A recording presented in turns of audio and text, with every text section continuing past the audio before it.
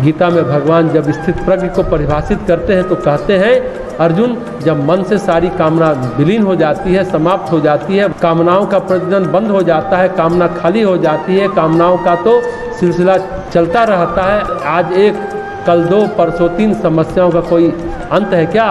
कहीं ना कहीं हमें छोड़ना ही पड़ेगा, कहीं ना कहीं किसी न किसी बिंदु पर त्यागना ही पड़ेगा। श्रद्धा वो होती है जो हमें विवेक और वैराग्य का अनुदान देती है। गीता में भगवान कहते हैं ना, श्रद्धावान लब्धते ज्ञानम तत्परा संयते इंद्रिया। श्रद्धावान को ज्ञान होता है, श्रद्धावान ढीला ढाला नहीं होता, कमजोर नहीं होता, तत्परा अपने हर प्रयत्न में तत्पर रहता है, जुटा ही रहता है, कोशिश बंद नहीं करता है। कई लोग सोचते हैं श्रद्धा हमें निकम्मा बना देती है, जो निकम्मा बनाए वो श्रद्धा नहीं है।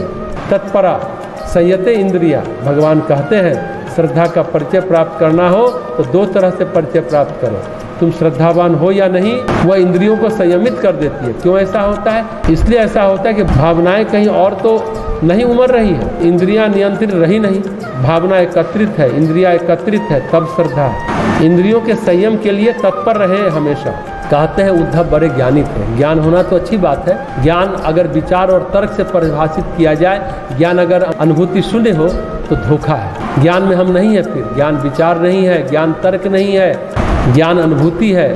शास्त्रों का ज्ञान उधार का ज्ञान है, परोक्ष ज्ञान है, प्रत्यक्ष ज्ञान नहीं है। शंकराचार्य ने एक पुस्तक लिखी, अपरोक्षानुभूति। परोक्ष तो हम जानते हैं, शास्त्र पढ़ लिया, समझ गए, पर इतने से काम नहीं चलने वाला। ज्ञान तभी होता है जब प्रत्यक्ष में अनुभव होता है, अपरोक्ष का अनुभव होता है। उद्धव कृष्ण के मित्र थे, ज्ञानी थे। भगवान कृष्ण को ब्रज याद आता था, कहते थे उद्धव मोहि ब्रज बिसरत नाही। उद्धव सब कुछ ठीक है, मथुरा में कंस भी मारा गया, उग्रसेन है, सब राष्ट्रीय सुख है, लेकिन मुझे ब्रज भूलता नहीं। उद्धव सिखाने लगे ज्ञान की बात, वेदांत का पाठ पढ़ाने लगे, शास्त्र की बात पढ़ाने लगे, शास्त्र वचन सुनाने लगे, माया मिथ्या की चर्चा करने लगे। भगवान बोले सब ठीक है, पर वो लोग मुझे बहुत याद करते हैं, क्या करें, हमारा मन उन पर खींच जाता है। एक काम करो, तुम क्यों नहीं वहीं चले जाते, वहाँ जो गोपियाँ हैं, नंद बाबा हैं, यशोदा मैया है, तुम जाकर समझा दो उनको, वेदांत की बात समझा दो। उद्धव बोले हाँ ये अच्छी बात है, हम वेदांत का ज्ञान बताएंगे, सब मिथ्या है, रूप और आकार सब मिथ्या है, कृष्ण मिथ्या है।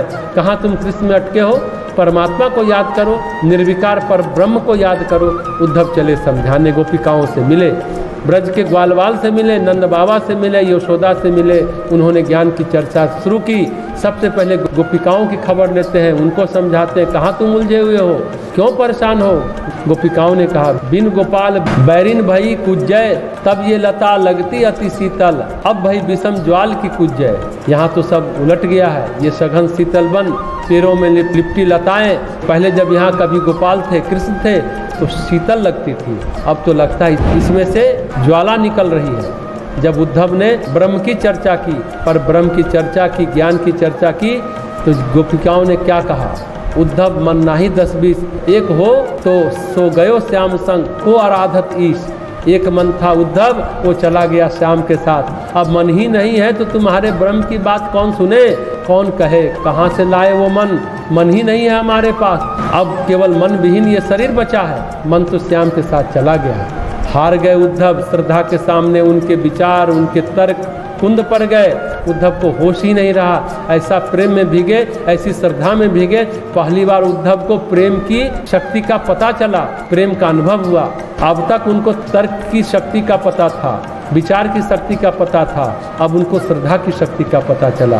कहते हैं जब ब्रज से मथुरा की ओर लौटने लगे, सूरदास कहते हैं प्रेम मत छाके तब पग परत जहाँ के तहाँ। उद्धव प्रेम में इतना पग गए थे, पग इधर उधर पड़ने लगा। उद्धव जब मथुरा आ गए तो कृष्ण ने पूछा उनको ज्ञान सिखाए। उद्धव ने कहा नहीं, ज्ञान निरर्थक है। ये वहाँ जाकर पहली बार पता चला